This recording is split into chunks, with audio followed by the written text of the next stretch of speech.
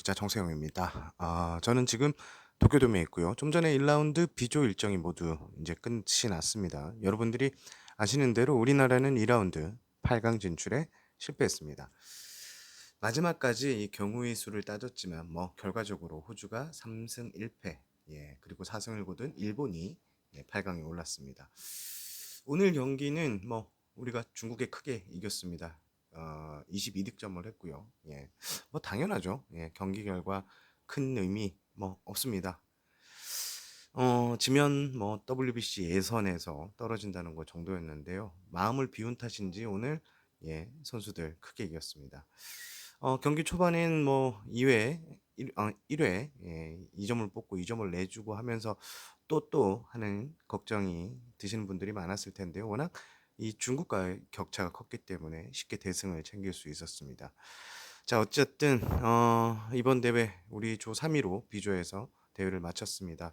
2013년과 2017년 그리고 올해까지 세계대회 연속 1라운드 탈락했고요. 1라운드의 탈락 공통점, 이 세계 대회의 공통점은 모두 첫 경기에서 패했다는데 올해도 호주에게 패하면서 결국 1라운드에서 짐을 싸게 됐습니다.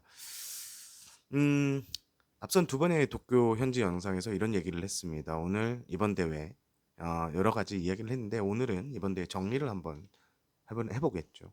사실 야구는 이 결과론입니다. 오늘 기자석에서 우리가 왜 이렇게 됐나 이야기를 동료 기자들 다 하다 뭐 이런 얘기가 나왔어요. 미국 날씨가 좋았다면, 김기태 코치가 안 아팠다면, 강백호의 주유사가 안 나왔다면, 김강현의 1차전에 김강현이 1차전에 등판했다면, 또 박혜민 선수의 주루사가 없었다, 주루 플레이가 괜찮았다면, 이렇게 수많은 아쉬운 장면들이 스쳐 지나가더라고요.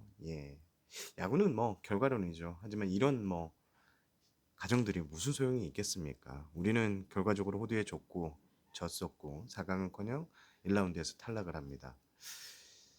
이게 한국 야구의 현실입니다. 국제 경쟁력 이제는 과거의 영광을 말할 수 없이 참혹한 수준으로 떨어졌습니다.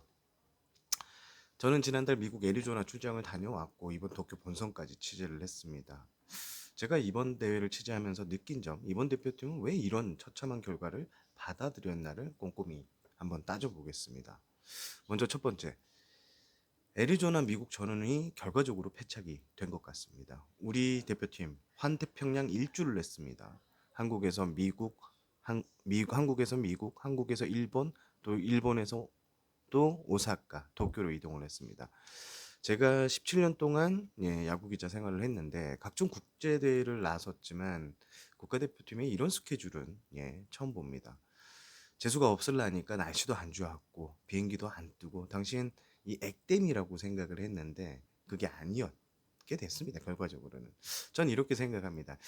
이번 대표팀의 동선 소속팀을 이끌어야 하는 이강철 감독의 편의를 제공하기 위해서 애리조나에 차렸습니다. 하지만 KBO가 이 주관 없이 끌려다닌 것으로도 볼 수 있는데요. 뭐 국대 초보 감독인데 감독을 배려해 주는 것도 맞죠. 하지만 KBO가 국대 경험이 많은 조직이잖아요.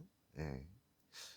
충분한 검토 그리고 대표팀의 일정 중에 미국에서 훈련을 하고 고척으로 다시 와서 이틀을 훈련하는 이 일정이 저는 두고두고 좀 아쉬운 것 같습니다. 호주 같은 경우에는 대회 개막 열흘 전부터 일본에서 몸을 만들었는데 그냥 미국에서 바로 오사카 혹은 다른 쪽으로 넘어갔다면 하는 생각이 듭니다. 두 번째, 이번 대회에서 부진했던 결정적인 이유, 바로 마운드죠. 국내에서 싱싱하게 던지던 그리고 제구가 잘 되던 투수가 맞나 싶을 정도로 처참한 성적을 남겼습니다. 제가 오늘 기사에서도 썼지만 반드시 잡아야 했던 호주전 그리고 홈런포 3방을 맞고 무너졌고 호주전에서 그리고 일본전에서는 마운드에 오른 선수가 뭐 모두 지레 겁먹고 스트라이크 존에 공을 꽂지 못하는 답답한 모습을 보였습니다. 이강철 감독도 반드시 잡아야 하는 경기에서 고영표 다음 투수로 그래도 구위가 좋았던 김광현을 바로 붙이지 않는 등 내일을 보는 운영 등으로 아쉬움을 남겼다고 볼 수 있습니다. 애리조나 때부터 투수들 구위가 안 좋다는 우려가 나왔는데 결과적으로 본 대회 개막까지 이를 해결하지 못한 게 1라운드 탈락의 결정적인 이유로 보여집니다. 컨디션은 어떻게 하나? 코칭 스태프 책임에서 자유스러울 수는 없을 것 같습니다. 그리고 세 번째, 일본은 더 이상 우리 상대가 아닙니다. 마치 넘을 수 없는 벽이 되어버린 모습입니다. 역대 일본전에서 이렇게 참담하게 투수들에게 제구가 안 돼서 일방적으로 두들겨 맞고 무너졌던 게 있었나 싶을 정도로 참담했는데요. 이정우 선수 어제 취재진과의 인터뷰에서 남긴 말 참 가슴이 아팠습니다. 내 야구 인생이 언제 끝날지 모르겠지만 계속 이번 패배가 생각날 것 같다. 분한 마음도 있고 이건 뭐지 하는 생각도 들었다. 뭐 이런 말을 했는데요. 일본 언론들은 지금 한국 야구의 추락을 심도 있게 다루는 모습입니다. 일본 지상파 방송은 자국 대표팀의 선전 엄청 비중 있게 다루면서 한국의 이 실망스러운 경기력에 다소 고소해하는 모습입니다. 그리고 제가 어제 그 일본전에서 그 말씀드렸죠. 어떤 일본 기자가 3대 14 이게 한국과의 격차라고 보느냐 이런 말도 말씀드렸는데요. 한국 야구 이제 과거의 영광에 도취되어서는 안 됩니다. 일본이 그간 시즌 전과 시즌 후에 꾸준히 메이저리그 뭐 친선전이나 국가대표 경기를 치르면서 전력을 확인하는 시장을 왜 갖고 있는지 그리고 우리 투수들의 수준이 왜 이렇게 떨어졌는지 면밀한 파악이 필요합니다.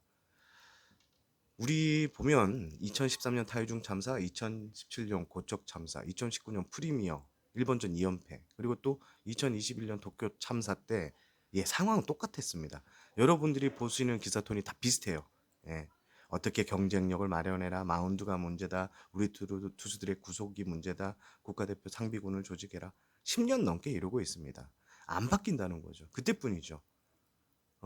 또 곧 이제 뭐 시범 경기가 오늘부터 막을 올렸고 도쿄 이제 개막을 하면 정규리그가 도쿄 참사 이슈는 쏙 들어가게 됩니다. 그런데 이번에는 달라져야 합니다. 말로 하지 말고 KBO도 우리 기자들도 야구인들도 선수들도 먼저 진짜 움직여야 합니다. 기술의 안에 이번에 당연히 선보겠죠. 그리고 책임을 물어서 뭐 다 교체할 가능성이 큽니다. 이번 기술이 선출로 다 구성이 됐는데요. 새로운 시선에서 행정을 할 수 있는 국가대표 전담팀 꾸려야 한다 보고 진짜 싹 바꿔야 된다고 합니다. 일본이 그간 시즌 전과 후 꾸준히 이런 여러 가지 발전 방향을 모색했던 거를 우리가 따라야 합니다. 이게 참 말씀을 계속 드리면서도 참 아쉬운데요. 일본 것이라고 해서 무작정 자르다는 것은 아니고요. 세계 야구의 여전히 주류인 일본 야구의 경쟁력을 계속 유지하는 비결, 그 이유를 알자는 겁니다. 저는 참 도쿄돔에서 참 추억이 많았는데요. 2009년 WBC 한일전 승리, 또 2015년 프리미어 우승을 이쪽 현장에서 봤습니다. 하지만 이번에는 참담한 결과만 갖고 한국으로 돌아가게 됐습니다. 국제대회에서 이 태극기를 보면 모두 애국제가 된다고 하잖아요. 기자들도 마찬가지입니다. 어제와 오늘 기자들 가장 많이 한 말이 뭐 수고가 많다, 고생한다 이런 말이 나옵니다. 오늘 중국전을 봤지만 참 상당히 모두가 힘이 빠져 있는 상황에서 경기를 봤습니다. 도쿄돔에서 이제 마지막 방송입니다. 편집도 없고 화면이 이 얼굴 큰 중년 아저씨가 나와가지고 주절주절 했는데요. 그래도 잘 시청해 주셔서 고맙습니다. 한국에 가서 좀 더 이번 대회를 결산하는 영상을 만들겠습니다. 여러분 WBC 보시느라 고생하셨고요. 저는 한국에서 더 다양한 기사로 만나 뵙겠습니다. 시청해 주셔서 감사합니다. 저는 이만 퇴근하겠습니다.